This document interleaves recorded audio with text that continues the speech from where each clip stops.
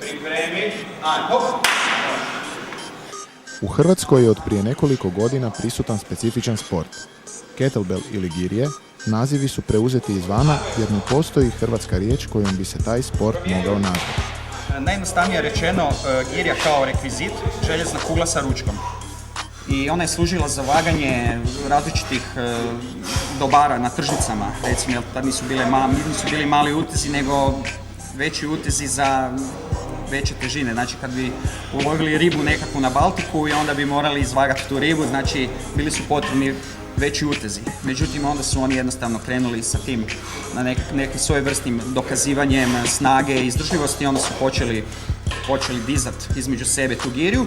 Kettlebell kao sport nastaje 60-ih godina u Rusiji, kada se formiraju pravila i određuju norme. Otuda je i došao naziv girija. Girija, ili onaj koji se bavi girijom, girevik, je stari ruski naziv. Znači, kao što sam već rekao, on je već dugo godina zastupljen u zemljama, u Rusiji, zemljama istočnog bloka, reklo bi se, i kao takav je uvijek bio prihvatljiv rekvizit za pripremu u mnogim sportovima. Znači, od tud je i tajna uspjeha ruskih sportaša. Rad s girijom temelji se na 3 osnovna pokreta: nabačaju, izbačaju i trzaju, koje treba svladati kroz pravilnu tehniku. Girja djeluje na cijelo tijelo. Znači, jačamo mišiće, ligamente, zglobove ruku. Ravnoteža, koordinacija je isto tako potrebna.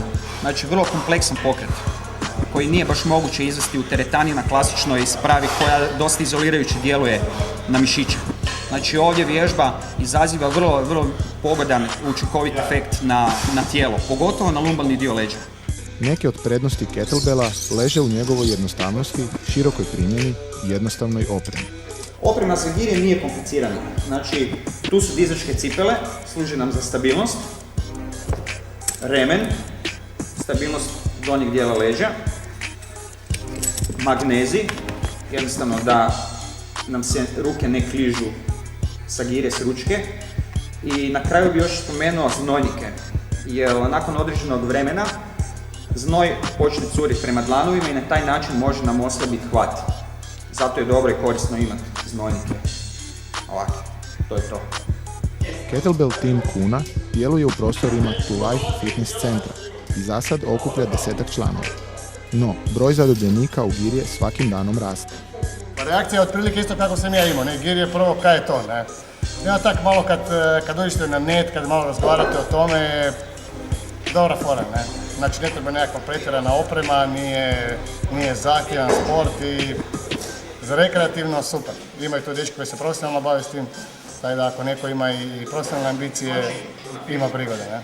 Osim rekreativnog vježbanja s girijom, koji uključuje samo jedan uteg, natjecateljski se oblik sastoji od dizanja 2 girije.